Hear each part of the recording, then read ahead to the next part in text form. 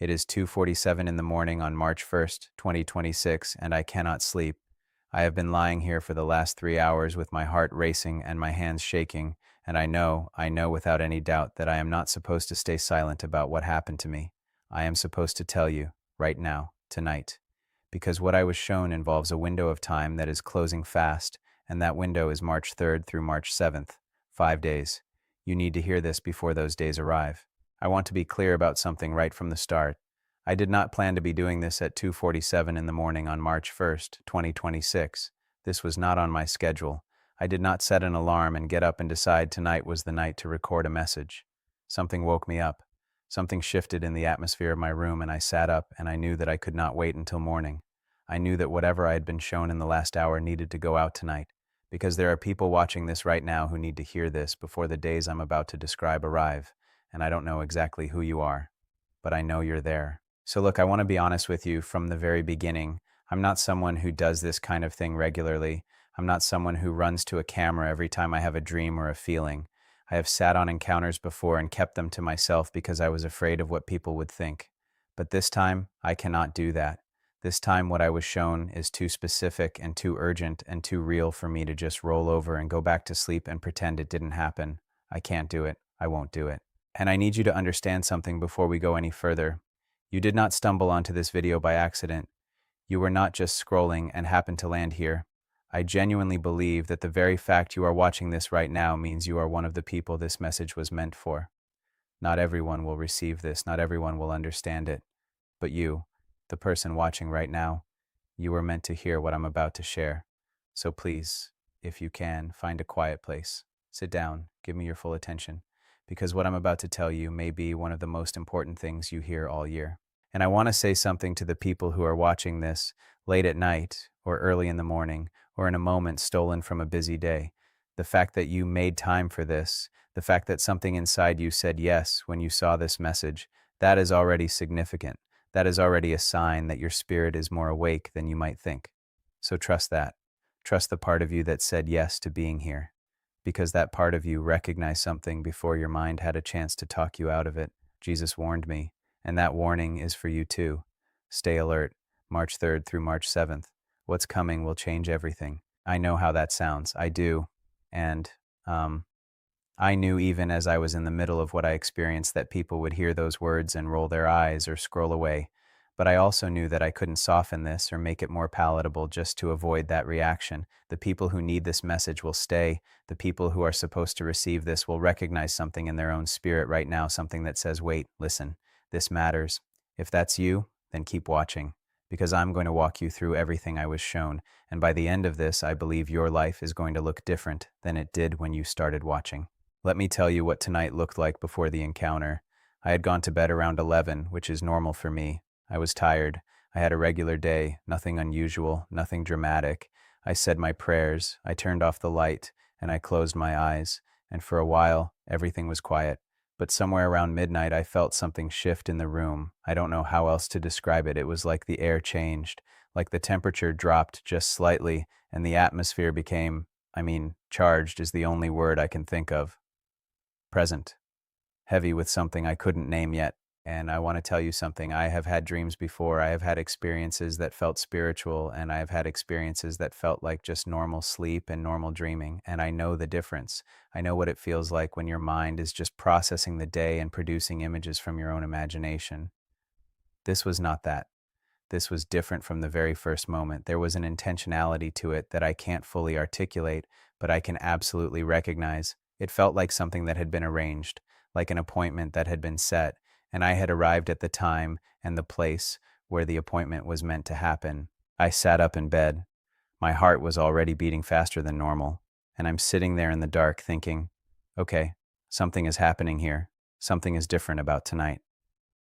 And then I closed my eyes again, not because I was going back to sleep, but because I felt like I was being invited to close them, like something was saying, come and see. So I did, and that's when it began. I want to tell you about 7 things, 7 specific things that I was shown during what I can only describe as a vision that lasted, I don't know exactly, maybe 45 minutes to an hour. But in that time, I was taken somewhere I have never been before, and what I saw, what I heard, what I felt in that place, it has left me different. I am sitting here at 2:47 in the morning on March 1st, 2026, and I am different than I was yesterday. That's the only way I know how to say it.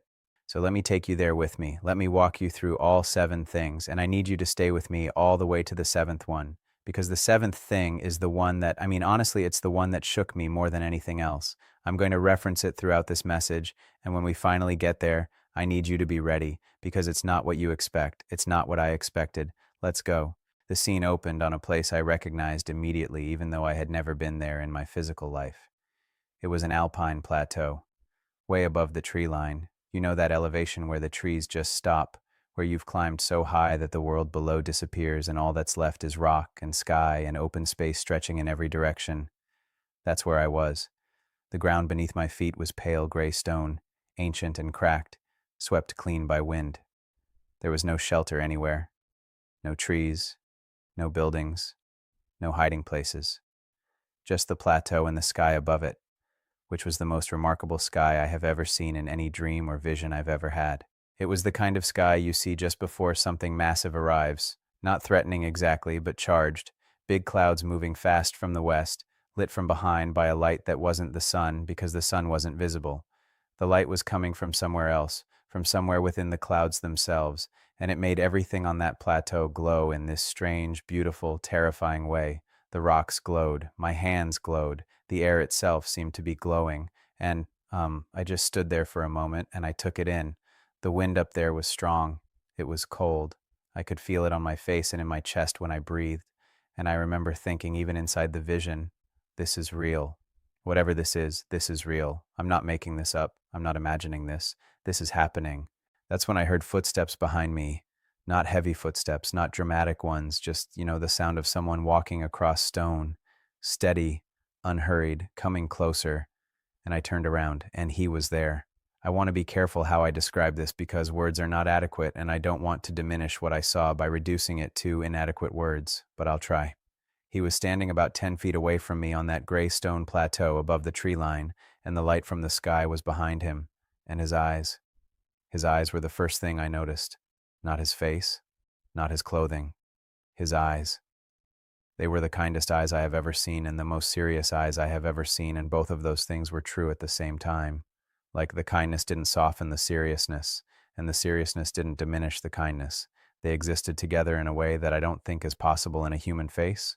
But in his face, it was simply true. He looked at me for a long moment without speaking.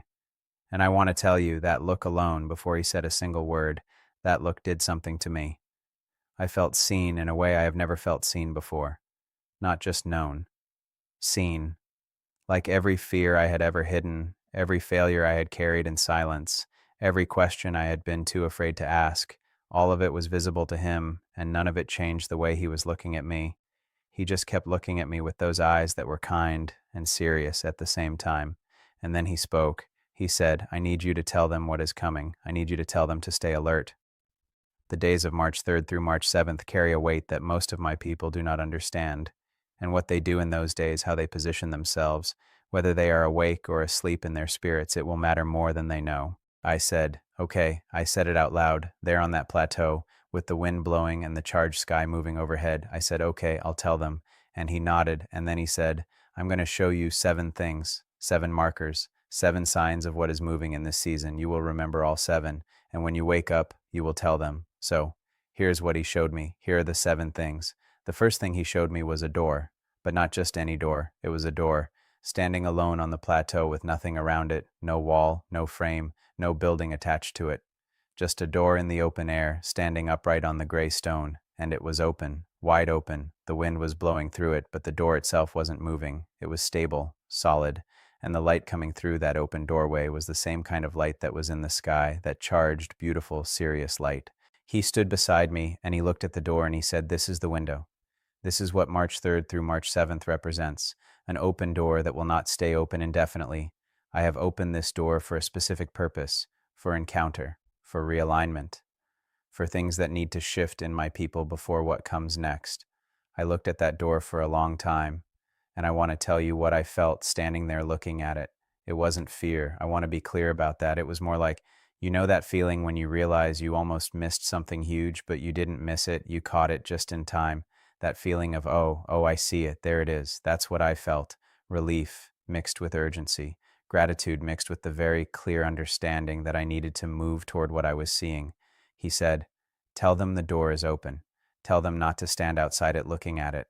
Tell them to walk through." I said, "Walk through into what?" And he said, "Into what I have prepared for them in these days, into the prayer, into the stillness, into the place where I can actually reach them without all the noise getting in the way. The door is open, but they have to choose to walk through it." And that's the first thing. So, you watching this right now, I need you to hear that. The door is open. March 3rd through March 7th, there is a specific open door. And the question is whether you walk through it or whether you stay outside. Now, the second thing he showed me, this one was harder to watch. He showed me two people. I couldn't tell you their names or exactly what they looked like in detail, but I could tell you who they were in terms of what they represented. The first person was a woman. She was standing just outside that open door on the plateau, and she had her back to it. She was looking out at the horizon, and she had her phone in her hand, and she was scrolling. And I mean that literally. In the vision, she was standing right there in front of an open supernatural door with charged light pouring through it, and she was looking at her phone. And look, I don't say that to judge her. I don't say that to make anyone feel bad, because honestly, when I saw her, I thought about myself. I thought about how many times I have been right on the edge of something significant in my spiritual life, and I let something trivial pull my attention away. I thought about how many times the door was open and I didn't notice because I was distracted. But then he showed me the second person, and the contrast was striking. This one was a man. He was on his knees right in the threshold of that open door, not inside yet, but right at the edge of it, on his knees, and his head was down and his hands were flat on the stone, and he was just, still, completely still. And the light from the doorway was falling all over him, and he looked like someone who had been waiting a long time for exactly this moment and had finally arrived. He said, "These two are before me every day, and in the days of March 3rd through March 7th, the difference between these two will become a defining difference, not because I love one more than the other, I love them both, but because one of them is positioned to receive what I want to release in these days, and one of them is not." And I felt the weight of that. I felt it in my chest, because I knew he wasn't talking about two strangers.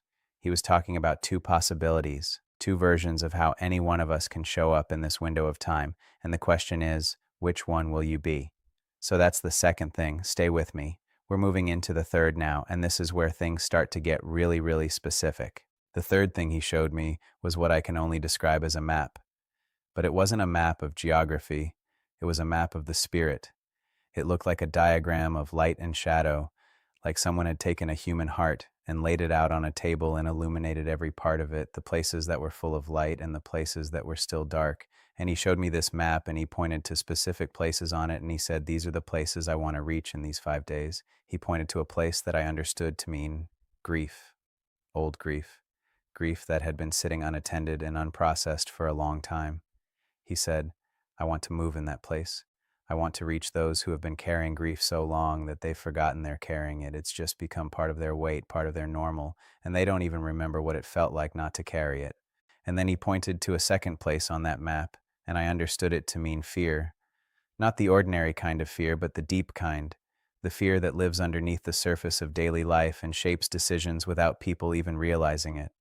The fear that makes someone say no to things they should say yes to and yes to things they should say no to because they're operating out of a hidden panic rather than out of clarity and peace.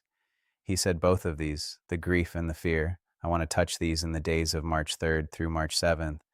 But, and this is important, this is what I need you to tell them. I can only reach what is offered to me. I can only touch what is lifted up. They have to bring it to the surface. They have to name it because I already know what it is, but they need to know too. And many of them have been avoiding knowing. And I thought about that. I really sat with that there on that windy plateau with the charged sky overhead because I knew exactly what he was describing. I know what it feels like to sense something dark living underneath the surface of my days and to just, keep moving and hope it resolves on its own. And standing there listening to him talk about it, I understood that the movement of these 5 days was specifically designed to help people stop avoiding and start naming. So that is the third thing. And I need you to ask yourself right now, honestly, is there grief I've been carrying without naming it? Is there fear I've been functioning on top of without dealing with it? Because if the answer is yes, these 5 days, March 3rd through March 7th, these days are for you. Now, the fourth thing, and this is where the vision shifted in tone. The first three things were, tender, heavy, but tender. The fourth thing was more, I want to say, more urgent and more direct. He showed me a field, a massive field stretching out from the plateau in every direction, and in that field there were people, thousands and thousands of people, and they were all moving in different directions, all of them busy, all of them doing things, working and talking and building and running. And from up on the plateau I could see all of them at once, and I could see something they couldn't see from where they were. I could see what was coming from the horizon. And I don't want to be dramatic for drama's sake here. I want to be accurate. What was coming wasn't destruction. I want to be clear about that. It wasn't some kind of catastrophe. What was coming was a wave of something I can only describe as weight, like significance, like the kind of moment in history when everything that happens matters more than usual, when the spiritual atmosphere is so charged and so active that what people choose, how people respond, which way they turn, it all has amplified consequence. And I could see this wave coming across the horizon, and I could see all those people in the field busy and distracted and completely unaware, and I turned to him and I said, "They don't see it." And he said, "No, they don't, and that's why I need you to tell them, stay alert. The wave is coming, and the people who are alert will be able to stand in it and even move with it. But the people who are not alert, the people who are caught completely unaware, they are going to be swept by it in a direction they did not choose." He said, "Staying alert is not the same as being afraid. I need them to understand that. Alertness is not anxiety. Alertness is orientation. It's knowing which way you're facing. It's having your eyes open and your spirit tuned to what I'm doing, so that when the wave arrives, you are not caught from behind."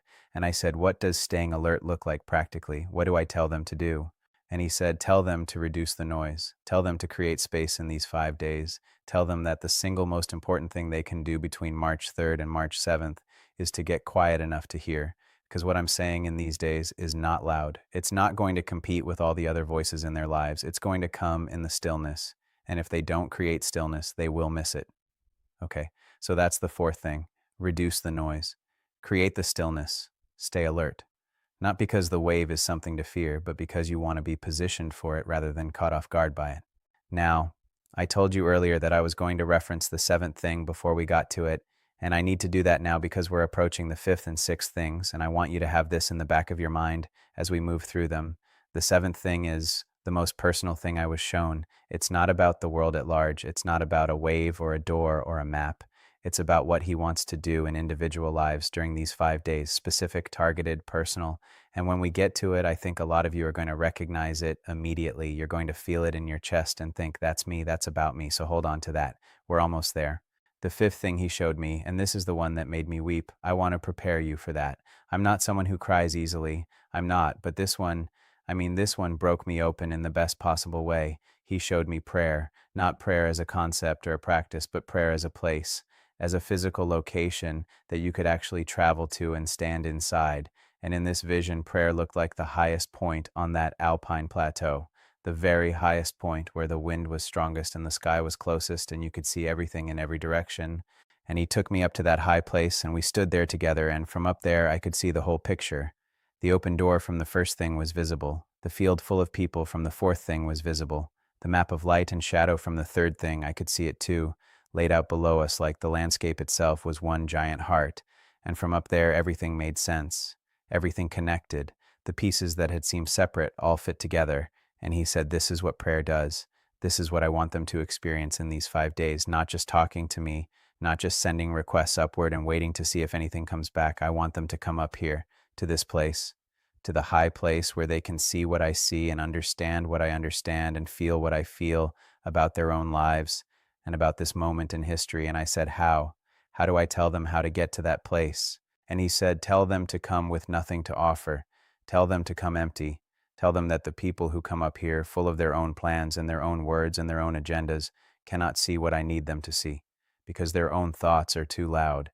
But the person who comes up here empty, the person who says, I don't know what I need, I don't know what to ask for, I'm just here, that person I can show everything. That person I can bring all the way up to the high place. Come empty. That's the instruction for the fifth thing. Between March 3rd and March 7th, come to prayer empty. Let him fill you rather than bringing a list.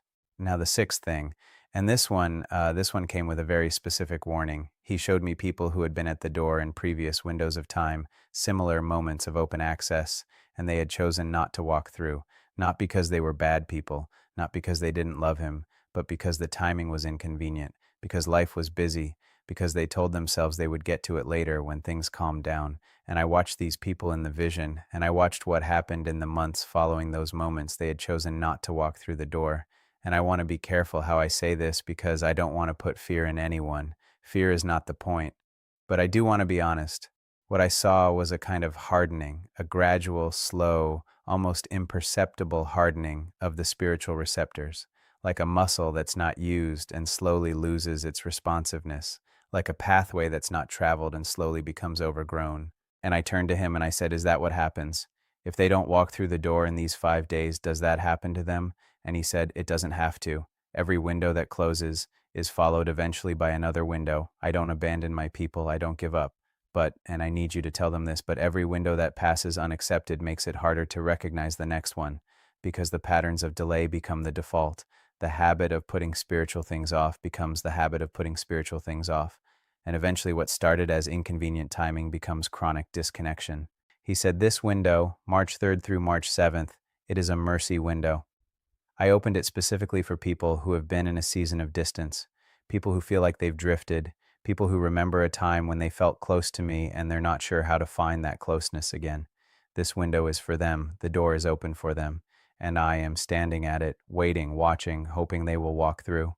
And, when he said that, I had to stop. I had to stand there for a minute on that windy plateau and just feel the weight of that because I thought about people I know who are in exactly that place, people who are spiritually distant and they know it and they're not sure how to close the gap. And the idea that this window, these 5 days, were opened specifically for them, that moved me in a way I wasn't expecting. So, if that's you, if you are someone who has been in a season of distance, if you have been feeling disconnected and you don't know how to find your way back, I need you to hear this clearly. March 3rd through March 7th is your window. The door is open. You don't have to have everything figured out to walk through it. You don't have to be perfect or cleaned up or fully resolved. You just have to show up, come empty, come as you are, walk through. And now, the seventh thing, the thing I told you I'd build toward, the thing that is the most personal and the most specific, and the one that broke something open in me in a way I'm still feeling right now at 2:47 in the morning on March 1st, 2026. He took me back to the highest point of the plateau, the very highest point, and he sat down on the rock. I want to tell you that he sat down, not standing, not at a distance. He sat down on the gray ancient stone of that alpine plateau, and he looked at me and he said, "Sit with me." So I sat down right there on the stone, up above the tree line, with the charged sky moving overhead and the whole world visible below us. And we sat there together for what felt like a long time without either of us saying anything. Just, sitting. And I want to tell you something about that silence. It was not empty silence. It was the fullest silence I have ever experienced. It was full of everything, full of knowing and being known and loving and being loved and all the things that are true about who he is and who we are and what this relationship is meant to be. And then he said this, he said, "The seventh thing I want to show you is the simplest thing, and it may be the thing they resist the most, because it asks nothing of them except their presence. It requires no great accomplishment, no dramatic gesture, no spiritual performance. It only requires that they come and sit with me. In these 5 days, March 3rd through March 7th, I want them to sit with me, not to perform for me, not to impress me, not to convince me of their devotion, just to sit, just to be present with me the way a child is present with a father, the way a friend is present with a friend, quietly, without agenda, without the need to fill every moment with words or requests or explanations." He said, "There is a woman watching this message right now who has not sat with me in 3 years. Not really. She's been around me, she's been in services, she's been saying prayers that are more like lists and less like conversations. But she hasn't sat with me. She hasn't stopped long enough to let me look at her the way I'm looking at you right now. These 5 days are for her." And then he said, "There is a man watching this who is exhausted in a way that no amount of sleep is fixing. He is carrying things that were never meant for him. He has been strong for everyone around him, and he has not let anyone be strong for him, not even me. And I want him to know that these 5 days, if he will just come and sit, I will take some of what he's carrying. I will trade him his exhaustion for my rest, his heavy things for the lighter things I have for him." And he said, "There are young people watching this who are afraid of the future.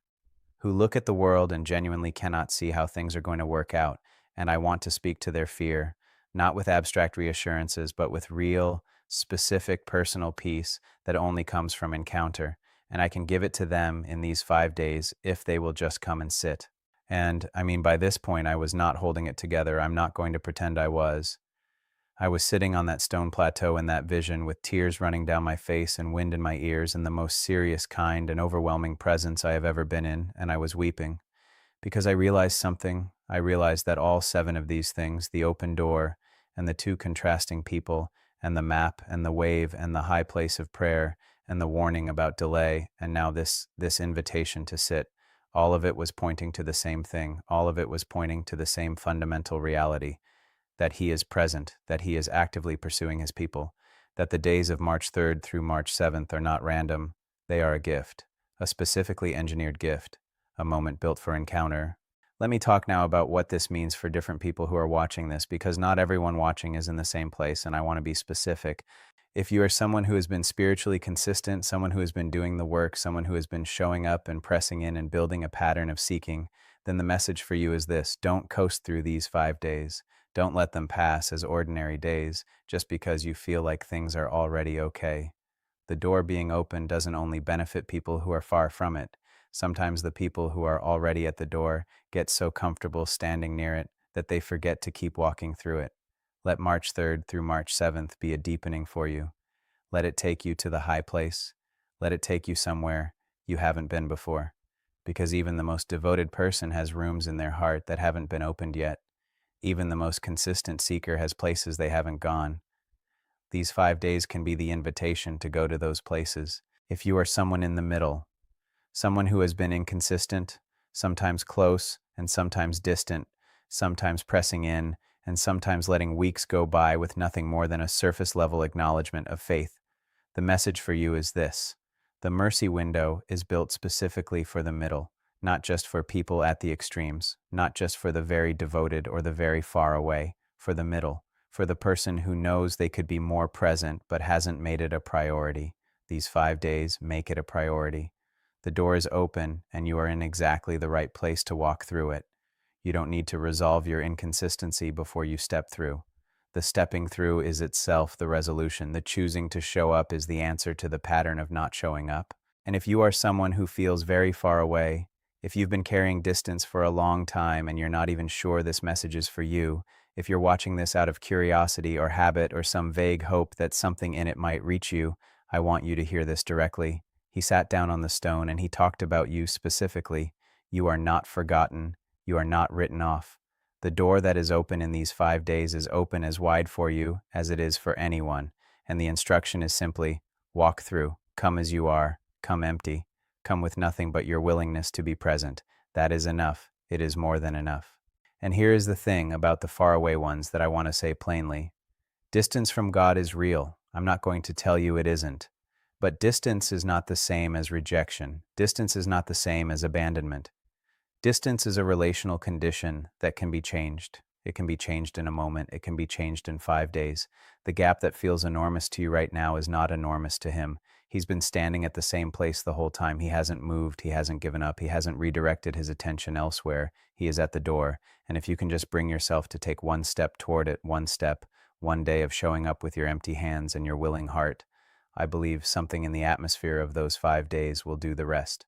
Now let me give you specific practical action steps, because I don't want to leave you with just the vision and the emotion and none of the concrete guidance for how to actually move into these 5 days. The first thing I want you to do is between now and March 3rd, before the window officially opens, I want you to decide, make a decision right now, or at least before you go to sleep tonight, decide that these 5 days are going to be intentional for you, not passive, intentional. Make a choice that March 3rd through March 7th are designated days, days that you treat differently from your normal routine. That decision is the first step toward walking through the door. Write it down if that helps. Tell someone if that helps. Say out loud, I am going to be present and available in these 5 days. Say it like you mean it, because you do mean it. That's why you're still here. The second thing is to reduce the noise. He told me specifically to tell you this. Reduce the noise. Now that doesn't mean you need to go silent for 5 days or disconnect from your entire life. It means find the places where you can carve out quiet. First thing in the morning before you pick up your phone, can you give 10 minutes to quiet?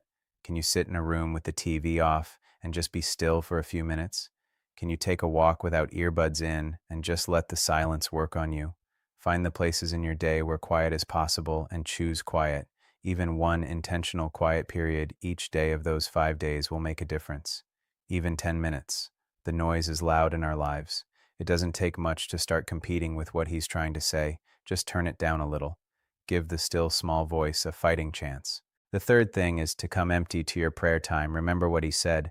Don't come with a list. Don't come with a performance. Come empty and let him fill you. You might try sitting down to pray in these 5 days and saying nothing for the first 5 minutes, just sitting, just being present. See what he does with that. See what arrives in the quiet when you stop talking long enough to listen. I know that feels strange if you're not used to it. I know it can feel like you're doing it wrong if you're just sitting there in silence. But I want you to trust that the sitting is the thing. The willingness to be present without filling every moment is itself the prayer. It's the loudest thing you can say. The fourth thing is to name what's underneath. Remember the map, the grief, and the fear that he wanted to reach in these days. Take some time in the first day or two of this window to sit with yourself and ask honestly, what am I carrying that I haven't named? What is living underneath the surface of my days that I've been avoiding looking directly at? Write it down if that helps. Say it out loud if that helps. Just get it into the open. Because you cannot offer what you haven't named, and he can only touch what is offered. This might feel uncomfortable. It probably will feel uncomfortable. That's okay. The discomfort is part of the process. On the other side of naming the hard things is the freedom that comes from not having to carry them alone anymore. The fifth thing is to reach out to one person in your life who you know is in a season of spiritual distance. Don't preach at them. Don't send them a lecture. Just tell them that there is a window of time that you believe is significant and that you're going to be paying attention to it. And you wanted them to know in case they wanted to join you in that invite, simply invite. Because you might be the person whose message reaches them the way this message was meant to reach you. One person. You know who it is. You probably thought of them already while I was talking. Send them this video. Send them a text. Let them know you're thinking of them. You don't have to have the perfect words, just reach. Now I want to pray with you. Before we finish this, before you close this video, I want to pray something over you that I believe he wants to speak over your life as we approach these 5 days. If you're in a place where you can close your eyes, close them. If not, keep them open. But let these words settle somewhere in you. And if you can, say yes out loud or in your heart as I pray. Because this prayer is not just me talking to him about you. It is an invitation for you to agree with what is being spoken over your life. Your agreement matters. Your yes matters. So let this be a moment where you actively receive what is being spoken. Lord, the person hearing this right now was not here by accident. You brought them here. You wanted them to hear what you showed me on that plateau above the tree line. And so I'm asking you right now, let the open door be visible to them the way it was visible to me. Let them feel the invitation of these 5 days in a way that goes past their intellect and lands right in the center of their spirit. Let them feel the warmth of you sitting down on the stone and saying, sit with me. Let them feel that it's for them, that it's personal, that the mercy window is open specifically for wherever they are right now. For the ones who are grieving, let these 5 days be the beginning of something new in that grief. For the ones who are afraid, let the wave that's coming be something they can stand in rather than be swept by. For the ones who are exhausted, make the trade. Take what they cannot carry anymore and give them rest in return. For the ones who are distant and not sure how to close the gap, let the door be right in front of them.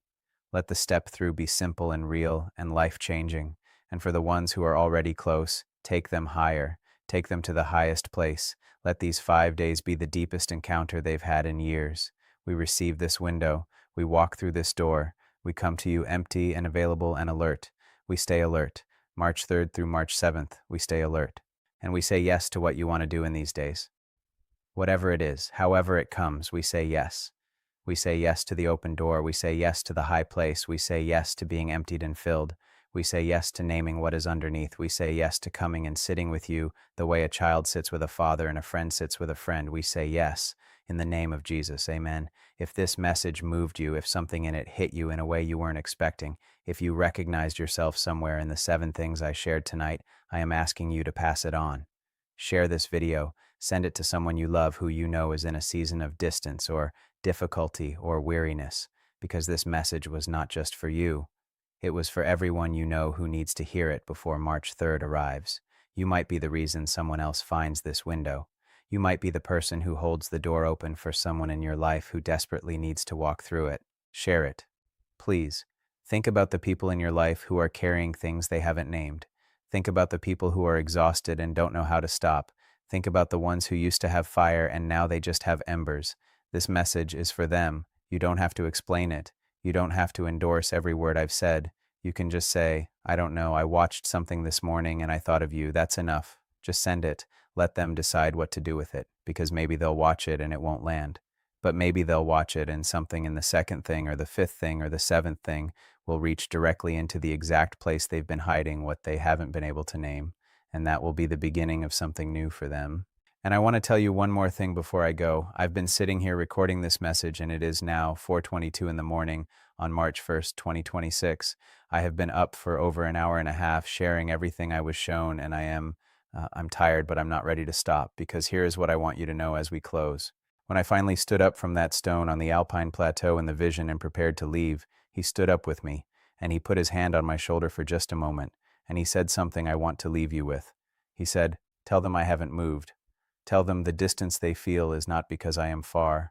Tell them I am right here at the door on the high place sitting on the stone waiting. Tell them that the wave coming in these days is not judgment. It's love. It's urgency born of love. Tell them I am waiting for them in the days of March 3rd through March 7th. And tell them I'm not just waiting, I'm expecting them. I believe they will come, and so I'm telling you, he is waiting. He is expecting you. He believes you will come. He believes it about you specifically, not in a vague, general way. Specifically, he knows your name and he knows your history, and he knows the weight of what you've been carrying, and he knows the exact shape of the distance between you right now. And he is at the door, and he is expecting you to walk through it in the days of March 3rd through March 7th. Stay alert. The days are here. The door is open. Walk through. I will be back with more of what he's showing me as these days unfold. Watch for it. There is more to come, and I believe the next message will build on everything I've shared tonight. So stay close, stay alert, and go into these 5 days with everything you have. This is real, he is real, and these 5 days are yours.